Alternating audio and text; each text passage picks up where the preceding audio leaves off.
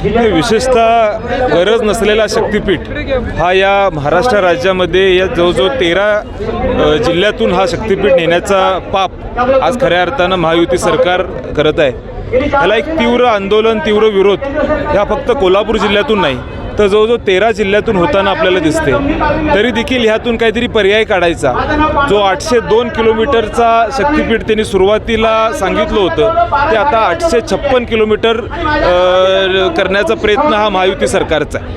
हा गरज नसलेला शक्तिपीठ महामार्ग आहे, ज्याला पॅरलल रोड आहे, ज्याला पॅरलल मार्ग आहे, त्याला देखील एक पर्याय रस्ता आणण्याचा प्रयत्न सातत्यानं महायुती सरकार करायला लागले। आज खरं म्हणजे हा महामार्ग झाल्यानंतर अनेक अडचणी आमच्या शेतकरी बंधूंना होणारे, पुराची परिस्थिती येऊ शकते, जी पिकाऊ जमीन आहे ती नापीक होणारे, आणि मग आज गरज जरी नसली तरी देखील हा शक्तिपीठ का करायचा हा प्रश्न आमच्या शेतकऱ्यांचा या ठिकाणी समोर पडलेला।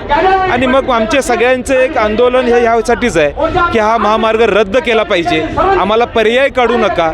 आज कोल्हापूरचा विशेषतः विचार केला तर जवळजवळ 8 तालुक्यातून हा रस्ता नेण्याचा प्रयत्न, हा 120 किलोमीटर लांबीचा रस्ता हा कोल्हापूर जिल्ह्यातून तुम्ही नेताय।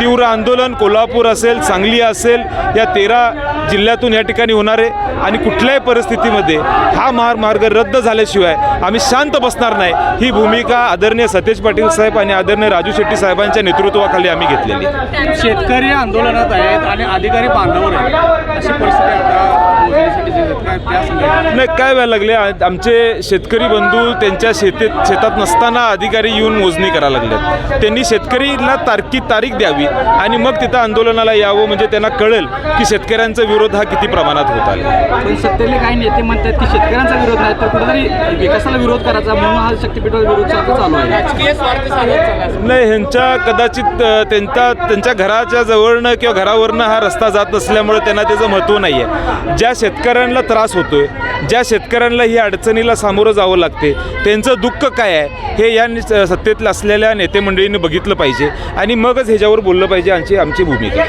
शहराची अवस्था पाहिली तर काही ठिकाणी खूप दुरावस्था असल्याचं पाहायला मिळतंय, त्याच्याकडे लक्ष देण्याऐवजी सध्या शक्तिपीठ